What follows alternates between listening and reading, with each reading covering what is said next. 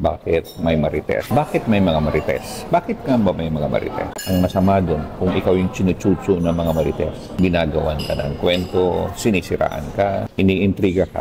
Why do people talk behind your back? Why do people talk behind your back? Eh halos wala naman silang lakas ng loob magkwento pag nasa harap ka, pag nandyan ka. Number one, hindi ka nila kaya. Hindi nila kaya yung level mo. They cannot match your level o wala silang dahilan para talunin ka. Hindi ka nila kaya. So alam mo na yung gagawin nila. Pangalawa, inggit. Inggit. Inggit sila kung ano meron ka. Inggit sila na masaya ka. Inggit sila na maganda. Inggit sila na maganda ka. May hitsura ka. Inggit sila kasi ang galing mo magdala. Samantalang sila, lalo silang pumapangit dahil sa sama ng ugali nila. They try to imitate you, pero bagsak sila. Lagi silang bagsak. Kahit kailan, di mo naman magagaya isang tao. Sabi nga niyan, pwede nilang i-duplicate yung ginagawa mo, but they cannot replicate who you are.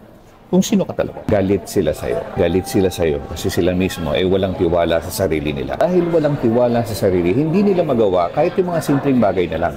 Para sa kanila, imposible magawa nila yung mga nagawa mo o mga ginagawa mo. So that's it. They resort to talking behind your back. Yun lang naman ang kaya nilang gawin. Hanggang doon lang sila. Now, ikaw naman, kung magpapa-apekto ka, talo ka.